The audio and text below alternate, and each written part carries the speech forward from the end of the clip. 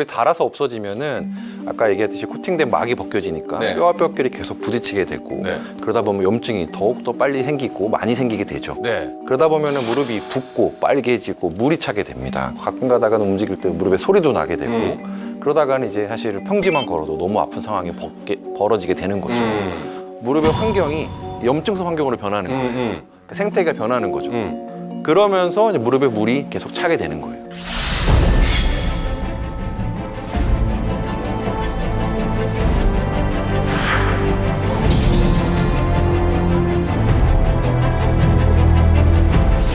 똑같이 세월이 흘러도 누구는 쌩쌩하고 누구는 빨리 닳고 이거 왜 그런 건가요? 어떤 사람들은 연골이 서서히 닳게 돼서 조금씩 사라지는데 미세해서 눈에는 잘 안 보이는 정도. 근데 그런 경우는 무릎이 이제 이상하게 무릎이 안쪽이 아픈데 그러다가 병원 가려고 하면 또 괜찮아지고 또 무릎이 좀 아픈데 괜찮아지고 날씨가 좀 안 좋으면 또 아파지는데 병원 가려고 하면 또 괜찮아지고 이렇게 되는 거예요. 그런 경우는 만성적으로 이제 우리 불편함이 남는 게 되는 거고 이런 경우가 연골이 서서히 닳게 되는 경우죠. 응급실에서 보다 보면 갑자기 관절염이 심해져서 예. 교수님 말씀하신 것처럼 뭐 여기가 붓고 그렇죠. 아니 이게 저는 생각했거든요. 이게 만성 질환인데 퇴행성 관절염 갑자기 왜 악화되는가? 염증을 억제하려고 하는 그 균형치에서 염증성 환경으로 확 치우치게 됐을 때 이 무릎 안에서 우리가 쓰나미가 오듯 아니면 활화산이 터지듯 이렇게 한번 비명이 나오는. 그래서 지금 준비하신 그 환경이 바뀌어서 좀 안 좋아진 상황의 사진이네요. 그 왼쪽 사진을 보면 이게 정상적인 무릎의 활액막인데요. 하얀 거. 예. 저게 속살이에요. 무릎 안에 네네. 속살, 활액막들이고 그냥 봤을 땐 맨들맨들하고 그냥 오돌도돌한 게 일부 있는 정도인데 네. 우측 사진을 보면은 뭐 굉장히 빨갛죠. 빨갛고 뭔가 이렇게 솜사탕이라고 하기는 그렇지만 또 뭔가 이렇게 아지랑이처럼 올라와 있잖아요. 그런 이게 것들이 활액막. 화산 터지는 그렇죠. 예, 그런 느낌. 빨갛고 뭔가 건들기만 해도 되게 아플 것 같아요. 예, 예, 저게 이제 활액막에 염증이 생긴 겁니다. 활액막염이라고 합니다. 아까 이제 활액막이라고 이제 얘기를 이제 거듭해서 얘기해 주셨는데 네, 네, 네. 우리 시청자 여러분들께서 활액막이 무엇인지에 대한 정의만 조금 해주시면 좋을 것 같아요. 활액막은 그냥 무릎 안에 있는 속살이라고 생각하시면 속살. 돼요. 예, 그냥 그 관절막 안에 있는 네. 속살인데 네. 거기에서 이제 활액도 분비를 하고 네. 무릎 안에 영양도 공급을 하는 그런 어떻게 보면 세포 조직입니다. 여기 이 무릎의 비명, 이 통증을 좀 이렇게 염증만 좀 제거할 수는 없습니까? 예, 그래서 저희가 이제 그렇게 내원을 하시면은 네. 소염제도 드리고 먹는 거, 그다음에 무릎에 주사도 놓고 네. 예, 심한 경우에는 활액막을 절제하는 수술도 제한적으로 하긴 합니다. 아, 활액막을 그 절제도 괜찮은 겁니까? 예, 이미 어떻게 보면은 병적인 상태가 되어버린 활액막이기 때문에 이게 좀 걱정이거든요. 그럼 이게 해결이 안 되는 거 아닙니까? 그렇죠. 사실 이게 원인 자체가 연골이 다르면서 어떻게 보면 생기는 염증성 환경으로 변하는 그런 게 관절염이기 때문에 네. 이게 뭐 제거를 해도 결국은 다시 염증성 활액막염이 될 거고 이게 반복이 되다 보면 결국은 이제 무릎도 변형이 생기면서 네. 결국은 인공관절 수술이 가게 되겠죠.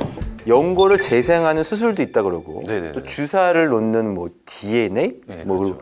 뭐 있더라 연골 주사. 네, 맞습니다. 전 잘 모르는 세계라서 네, 네. 그게 뭔지 좀 간단히 최재형 교수도 네. 모르는 분야가 있네요. 코팅막이 좀 벗겨지잖아요. 그러면 약간 벗겨지면 그걸 어떻게든 땜질을 하는 거를 연골 재생 수술이라고 하는 거고 연골 주사나 DNA 주사는 뭐 성분은 좀 다르지만 궁극적으로는 무릎에 기름칠 해주는 역할입니다. 윤활 작용 해주는 거고 프라이팬으로 따져도 그냥 더 망가지지 말라고 계속 기름칠을 정성껏 해준다고 생각하시면 됩니다. 그러면 처음에만 사실은 까졌을 때, 조금 까졌을 때나만 이런 연골 재생 수술을 하거나 아니면은 이제 연골 주사 같은 게 효과가 있는데 이게 어느 정도 많이 벗겨지고 뼈까지 노출되고 이런 경우에는 사실은 이런 땜질이라든지 기름칠이 소용이 없는 경우가 많습니다.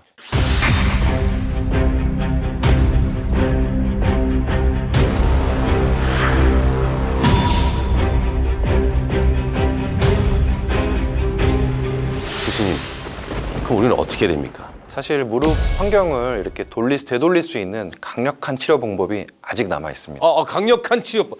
이런 게 중요해요, 우리는. 체중 조절, 체중 감량 및 근력 운동입니다. 치료라고 해가지고 굉장히 기대했어요. 환자분들도 같은 반응입니다. 얘기하면 이러고 가시거든요. 사실 체중이 굉장히 중요한 이유가 생각을 해보시면은 우리 그 무릎에 무릎뼈가 이렇게 있잖아요. 그럼 연골이 그걸 덮고 있는 건데 체중이 늘어나면 이제 얘네가 꽉 짓누르는 역할을 하겠죠. 그렇게 되면 이제 연골이 빨리 닳고 빨리 떨어지겠죠. 그렇기 때문에 체중을 사실은 1kg만 줄여도 한 3kg 정도는 무릎에 가해지는 하중이 줄어드는 거고 계단 오르내릴 때도 특히 내려갈 때는 체중의 6배에서 뭐 8배까지도 늘어난다고 하거든요. 그러니까 무릎에 가해지는 하중이. 그러니까 사실 체중이 무릎에 굉장히 중요한 체중 조절이 역할을 하고 있습니다. 어릴 때부터 아이 키울 때 걷지 않고 가까운 곳에서 차 태워서 다니고 무릎을 잘 많이 안 쓰면 네네네. 연골이 그래도 오래 쓸까요? 아닙니다. 연골은 어느 정도의 하중이 계속 가해져야 그게 오래 가요. 저는 환자들한테 관절염원자한테 많이 걸으라고 하거든요. 연골 자체가 아예 안 쓰면 오히려 그게 이제 기능을 제대로 못합니다. 아, 오히려? 어느 정도의 충격은 계속 가해져야죠. 그럼 신발에 여기 밑창 같은 존재네요. 안 신고 가만두면 이 고무가 경화돼서 부러지듯이 아까 계속 신어주면 오히려 더 오래 신듯이. 그렇죠. 네. 자, 그러면 이제 근력 운동은 근력은 특히 허벅지, 그러니까 무릎 주변에 있는 대퇴사두근 같은 허벅지 근육은 이제 무릎의 하중을 분산시켜주는 역할을 합니다. 그렇기 때문에 연골을 보호해주는 어떻게 보면 가장 강력한 무기죠. 그러니까 이게 누가 떠먹여주길 바라면 안 되네요. 무릎만큼은 본인이 굉장히 노력을 해야 되는 질환이네요. 본인이 노력해야 되는 부분이 분명히 있습니다. 제가 항상 환자분들께 이야기하는 거는 평지에서 빠르게 걸어라. 물 속에서 하는 운동입니다. 아쿠아로빅이나 수영. 왜냐하면 체중을 분산시켜주기 때문에 물에서. 그다음에 자전거 타는 것도 물론 안장 높이를 잘 조절해서 하면 굉장히 좋고요. 대퇴사두근을 강화시켜주는 운동을 특히 중년 노년 어르신들은 꼭 하셔야 됩니다.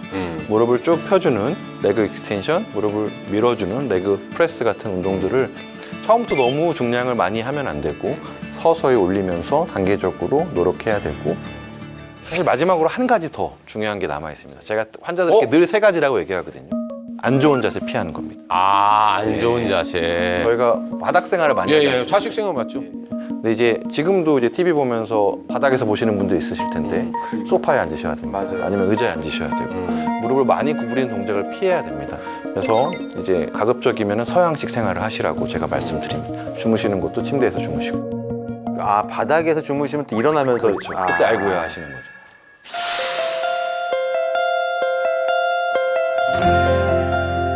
무릎 내 생태계가 사실 되돌릴 수 없을 만큼 파괴가 되기 전에 우리 무릎의 환경도 우리가 잘 지켜야 될 것 같습니다.